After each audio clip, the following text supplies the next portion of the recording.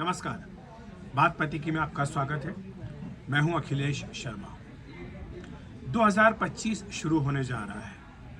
अगर राजनीति के लिहाज से बात करें तो 2024 उथल पुथल उठापटक का साल रहा। 2024 में लोकसभा का चुनाव हुआ और इसी के साथ 3 महत्वपूर्ण राज्यों में विधानसभा के चुनाव भी हुए। नतीजों की अगर बात करें तो बीजेपी को लोकसभा चुनाव में झटका लगा। जो पार्टी की उम्मीदें थी कि बीजेपी अपने बूते एक बार फिर बहुमत हासिल करेगी, वैसा नहीं हो सका और एनडीए के साथ बहुमत तो मिला, लेकिन जो पिछली 2 लोकसभा चुनाव में जो बहुमत मिला था वैसा बहुमत बीजेपी को इस बार नहीं मिला। इसके बाद महाराष्ट्र, हरियाणा के महत्वपूर्ण विधानसभा चुनाव हुए, झारखंड का भी विधानसभा चुनाव हुआ, जम्मू कश्मीर का भी हुआ और यहाँ पर हरियाणा और महाराष्ट्र में बीजेपी ने वापसी की, झारखंड में हेमंत सोरेन ने वापसी की और जम्मू कश्मीर में जहां लंबे समय बाद विधानसभा का चुनाव हुआ वहां पर उमर अब्दुल्ला की नेशनल कॉन्फ्रेंस को बहुमत मिला। तो इस तरह से अगर विपक्ष और सत्ता पक्ष के आंकड़ों की बात करें तो 2-2 से विधानसभा चुनाव का मुकाबला बराबर रहा। वहीं लोकसभा चुनाव में कांग्रेस की जो बढ़ी हुई ताकत थी उसने उसको नए हौसले जरूर दिए थे, विपक्ष में नई जान फूंकी थी, लेकिन जो विधानसभा चुनाव परिणाम आए खासतौर से महाराष्ट्र और हरियाणा के, उसके बाद जो मोमेंटम बना था, जो विपक्ष को लग रहा था कि उसके लिए मोमेंटम बनेगा, वैसा मोमेंटम स्थिर नहीं रह पाया और ये झटका लगा एक बड़ा विपक्ष को बाद में। इसी तरह से कांग्रेस की जो लीडरशिप है इंडिया गठबंधन की, उस पर भी सवाल उठने लगे, राहुल गांधी के नेतृत्व पर भी सवाल उठने लगे और ममता बनर्जी हो, चाहे शरद पवार या लालू यादव, तमाम नेताओं ने अब आवाज उठानी शुरू कर दी। अब इसमें नया नाम अरविंद केजरीवाल का भी जुड़ गया है। अब अगर हम 2025 की बात करें तो इस साल 2 विधानसभा चुनाव होने जा रहे हैं। साल की शुरुआत में दिल्ली का विधानसभा चुनाव और साल के अंत में बिहार का विधानसभा चुनाव। दिल्ली वो राज्य है जहां पर बीजेपी 1994 के बाद से सत्ता में नहीं आई है और यही कारण है कि पार्टी इस पर पूरा जोर लगा रही है कि लंबे समय बाद उसकी वापसी यहाँ सत्ता में हो सके। लेकिन उधर अरविंद केजरीवाल भी तमाम तरह के जो पैंतरे हैं वो अपना रहे हैं और एक के बाद एक कई लोकप्रिय वादे भी उन्होंने किए हैं। उन्हें उम्मीद है कि दिल्ली की जनता एक बार फिर से उनका साथ देगी और यही कारण है कि तमाम तरह के कार्ड भी यहाँ पर अरविंद केजरीवाल चल रहे हैं। बीजेपी के लिए दिल्ली केवल इसी लिहाज से महत्वपूर्ण है कि वो लंबे समय से सत्ता में यहाँ पर नहीं है। दिल्ली विधानसभा जो है वो राजधानी के तहत आती है और यही कारण है कि राजधानी में जहाँ पर केंद्र में बीजेपी की सरकार है वहाँ पर अरविंद केजरीवाल की अगर सत्ता रहती है, सरकार रहती है, तो बीजेपी को इससे परेशानी होती है, जैसा कि हमने पिछले 10 साल में देखा भी है। तो पार्टी चाहेगी कि यहाँ पर अरविंद केजरीवाल की जो सरकार है उसे हटा दिया जाए, लेकिन केजरीवाल भी यहाँ पर पार्टी को, बीजेपी को कड़ी टक्कर देने के मूड में दिखाई दे रहे हैं। अगर बीजेपी दिल्ली हार भी जाती है तो उसकी कोशिश ये रहेगी कि साल के अंत में जो बिहार विधानसभा चुनाव है वहाँ पर हर कीमत पर जीत हासिल की जाए।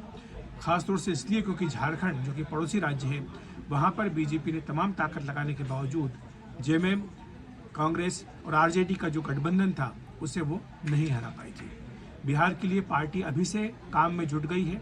हालांकि अभी कुछ दिक्कत जरूर आई थी जब नीतीश कुमार की लीडरशिप को लेकर के सवाल उठे थे और यही कारण है कि बीजेपी ने अपनी ओर से इस प्रश्न का जवाब देने का प्रयास किया है कि अगर विधानसभा चुनाव में जाती है एनडीए तो किसके साथ जाएगी और बीजेपी बार-बार ये कह चुकी है कि नीतीश कुमार ही उसका चेहरा होंगे बिहार विधानसभा में। हालांकि जेडीयू भी स्पष्ट कर चुकी है कि बिहार की अगर आप बात करेंगे तो नीतीश कुमार के अलावा कोई दूसरा चेहरा वहां नहीं हो सकता है। तो बीजेपी की कोशिश ये होगी कि बिहार में एनडीए एकजुट रहे, सीटों का बंटवारा ठीक से हो और साथ ही वहां पर आरजेडी का जो गठबंधन है, आरजेडी, कांग्रेस और लेफ्ट पार्टियों का, उसे एक बार फिर से वो मात दे सके। तो ये 2 विधानसभा चुनाव में तो मोटे तौर पर यह कहानी रहने वाली है। अब आते हैं हम केंद्र के एजेंडे पर। केंद्र के एजेंडे में ये साफ तौर पर दिखाई दे रहा है कि बीजेपी जिस तरह से सरकार चलाने के लिए जेडीयू और टीडीपी पर निर्भर है, पार्टी चाहेगी कि कोई भी एक ऐसा एजेंडा ना बढ़ाया जाए आगे जिसे लेकर इन सहयोगी दलों को दिक्कत हो। वो चाहे वक्फ बोर्ड अमेंडमेंट बिल हो या फिर 1 नेशन 1 इलेक्शन हो, बीजेपी इस पर फूंक फूंक करके कदम रखेगी क्योंकि सरकार में बीजेपी को भी इस बात का एहसास है कि अगर 1 नेशन 1 इलेक्शन करना है तो इसके लिए जो ज़रूरी बहुमत है लोकसभा में वो फिलहाल उसके पास नहीं है और इसीलिए उसकी कोशिश होगी, बिल सेलेक्ट कमेटी को भेज दिया गया है, तो कोशिश ये होगी कि इस बीच जो समर्थन है उसको जुटाया जाए, बढ़ाया जाए। तो 2 बड़ी चुनौतियां रहेंगी जहां तक एजेंडे की बात है। वक्फ बिल और साथ ही दूसरा वन नेशन वन इलेक्शन। इसके साथ ही जहां महाराष्ट्र में बीजेपी ने बड़ी ताकत हासिल की है, वहां पर पार्टी की कोशिश ये होगी कि विपक्ष को पूरी तरह से खत्म कर दिया जाए। और यही कारण है कि उद्धव ठाकरे की शिवसेना हो या फिर शरद पवार की एनसीपी, दोनों ही पार्टियों पर बीजेपी की नजरें होंगी कि महाराष्ट्र में विधायक और केंद्र में जो उसके सांसद हैं उन्हें अपने पाले में लाया जाए, ताकि one nation one election bill के लिए भी जो जरूरी समर्थन है लोकसभा में राज्यसभा में उसको जुटा लिया जाए। इसके साथ ही बीजेपी जो कि अब राज्यसभा में 100 के आंकड़े के करीब पहुंच गई है, उसकी यहाँ पर भी कोशिश होगी कि एनडीए को अपने बूते पर बहुमत होना चाहिए राज्यसभा में। इसके लिए जो 4 मनोनीत का खाता बचा हुआ है, सीटें बची हुई है, उसको भी भरा जाएगा ताकि यहाँ पर वो संख्या भी बढ़ सके। इसके साथ ही जम्मू कश्मीर में जो राज्यसभा के चुनाव होने, यहाँ पर 4 सीटें होंगी, वहाँ पर भी बीजेपी की कोशिश होगी कि इसको जितना मैक्सिमम उनको मिल सके गेन वहाँ से लिया जाए। इसके अलावा अन्य राज्यों में भी पार्टी कोशिश करेगी अपने पाले में लोगों को लाने की, ताकि जैसे कि उन्होंने उड़ीसा में किया, बीजेडी के 2 सांसदों को लेकर आए। टीडीपी ने और बीजेपी ने आंध्र प्रदेश में किया, जहाँ पर वाईएसआर कांग्रेस के सांसदों से इस्तीफा दिलवाकर उन्हें अपने पाले में लेकर आए। हो सकता है कि यही मॉडल, यही फार्मूला कुछ अन्य पार्टियों पर आगे भी राज्यसभा में संख्या बढ़ाने के लिए लागू किया जाए।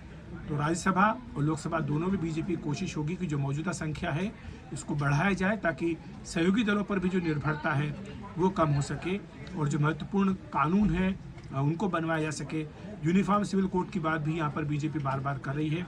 हालांकि अभी राज्यों में इसको लागू करने का फैसला किया गया है। केंद्र पर यूसीसी लाने का अभी कोई प्रस्ताव फिलहाल केंद्र सरकार की ओर से इशारा नहीं है कि वो इसको आगे बढ़ाएगी। और साथ ही एक महत्वपूर्ण जो घटनाक्रम इस साल होगा वो होगा बजट। ये मोदी सरकार का जो तीसरा कार्यकाल है उसका एक महत्वपूर्ण बजट होने जा रहा है। इस पर सबकी नज़र रहेंगी, मिडिल क्लास की खास तौर से। वो उम्मीद करेंगे कि शायद इसमें उन्हें कुछ और राहत दी जाए आयकर में, और इसी के साथ जो ग्रोथ है उसको बढ़ाने के लिए क्या कदम उठाए जाएंगे, इस पर भी सबकी नज़रें होंगी कि वित्त मंत्री क्या फैसला करती है। साथ ही आरबीआई क्या करता है, क्या रेपो रेट में कटौती होगी, क्योंकि लंबे समय से इसकी मांग की जा रही है। अब सरकार के स्तर पर भी ये इशारा किया जा चुका है कि रेपो रेट में कटौती होनी चाहिए, ताकि जो ग्रोथ है वो बढ़ सके, कंजम्पशन बढ़ सके, डिमांड बढ़ सके और लोगों के हाथ में ज़्यादा पैसा हो, कर्ज जो है वो सस्ते हों। तो इसलिए देखना होगा कि क्या आगे जाकर के इस पर आरबीआई कोई फैसला करता है या नहीं करता है। ये भी एक महत्वपूर्ण बात यहाँ पर देखने की होगी। तो ये कुल मिलाकर के इस साल की राजनीतिक तस्वीर रहने वाली है। आप सबको हमारी ओर से नववर्ष की शुभकामनाएं। नमस्कार।